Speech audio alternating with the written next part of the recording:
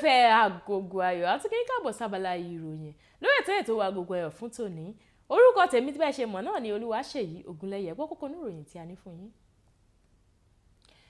Abilékọ fọgbọ́n mú ọkùnrin tó fẹ́ fipá bá a lò pọ̀.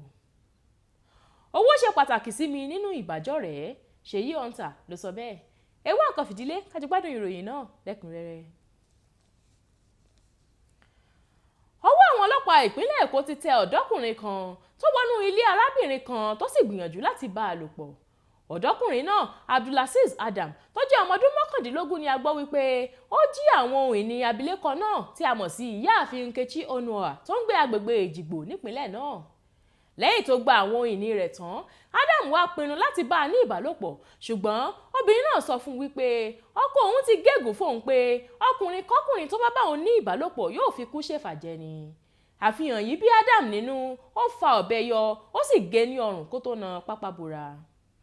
Àwọn ọlọ́pàá débi ìṣẹ̀lẹ̀ náà láìpẹ́ rárá, wọ́n sì gbé ìyáàfin Nkechi lọ sílé ìwòsàn fún ìtọ́jú tó péye. Àwa gbọ́ pé Adam sì jí káàdì ìgbowó lẹ́nu ẹ̀rọ 3 ọ̀tọ̀ọ̀tọ̀, ẹ̀rọ alágbèéká Nokia Lumia, Samsung Note àti Samsung Galaxy tablet, aago ọwọ́ àti owó tó ní díẹ̀ ní 200 náírà. Ìyáàfin Nkechi ṣàlàyé wípé ọ̀daràn náà béèrè bóyá òun mọ òun láìmọye ìgbà, òun sì tètè fèsì wípé òun ò mọ̀. Ó wá tọrọ àforíjì fún ṣíṣe iṣẹ́ náà kó tó fi ọ̀bẹ gé òun ní ẹsẹ̀ òsì àti ní ọrùn. Lẹ́yìn òrẹ́yìn, ọwọ́ àwọn ọlọ́pàá tẹ Adam, wọ́n sì gbé lọ sí ilé ẹjọ́ tó wà nílùú Èbúté Mẹ́ta fún ẹ̀sùn olè jíjà àti fún fífẹ́ ṣekú pa ènìyàn. Ṣùgbọ́n ìwé tí wọ́n so mọ́ ìwé ìpèjọ́ náà fi hàn wípé ọ̀daràn yìí tí wọ́n fi páńpẹ́ bámú nílùú Òṣogbo ìpínlẹ̀ Ọ̀ṣun kò jẹ́wọ́ ẹ̀sùn tí wọ́n fi kàn án, wọn kò sì bá ohun ìjà kankan lọ́wọ́ rẹ̀. Àwọn ọlọ́pàá wá ní àwọn yóò gbọ́kànlé ohun tí abilékọ náà tàbí ẹni tó bá fojú gan ní ìṣẹ̀lẹ̀ náà bá sọ, àwọn ò sì nílò ìwádìí kankan mọ́. Ọ̀pọ̀lọpọ̀ àwọn ènìyàn ló lè má mọ ẹni tó ń jẹ́ SEYI, ṣùgbọ́n òṣèrébìnrin iléeṣẹ́ Nollywood náà tó máa ń ṣeré sinimá ní ẹ̀ka Yorùbá àti Gẹ̀ẹ́sì níléeṣẹ́ náà tí ń fi ẹsẹ̀ rinlẹ̀ dáadáa nídìí iṣẹ́ sinimá. SEYI tó bẹ̀rẹ̀ iṣẹ́ sinimá lọ́dún 2011 jẹ́ akẹ́kọ̀ọ́ gboyè nínú ìmọ̀ bíbá àwọn òṣìṣẹ́ sọ̀rọ̀ ìyẹn Industrial and Labour Relations níléèwé gíga ti Ọlábísí Ọ̀nàbànjọ́ University nílùú Àgọ́-Òwòye ìpínlẹ̀ Ògùn.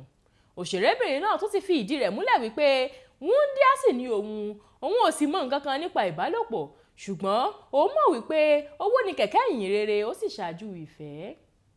Ó wá ní ọkùnrin kọ́kùnrin tó bá fẹ́ fẹ́ òun gbọ́dọ̀ ní owó púpọ̀ lọ́wọ́ dáadáa. SEYI tó ti kópa nínú ọ̀pọ̀lọpọ̀ eré sinimá bíi Broken Fixtures, Pain, Many Days, One Day, My Club, Girls, Insanity, Rukayat àti Alénibáre ṣe àfihàn ohun tó ṣe pàtàkì jùlọ láàrin ìbálòpọ̀ àti ìfẹ́ nínú ìbájọ́rẹ̀ẹ́ tọkùnrin tóbìnrin. Ó ṣàlàyé wípé irú ọkùnrin tóun fẹ́ gbọ́dọ̀ ní ìbẹ̀rù Ọlọ́run, ó gbọ́dọ̀ mọ irú iṣẹ́ tóun gbà gẹ́gẹ́ bí òṣèrébìnrin, ó gbọ́dọ̀ jẹ́ onínúure, ó sì gbọ́dọ̀ mọ obìnrin tọ́jú dáadáa.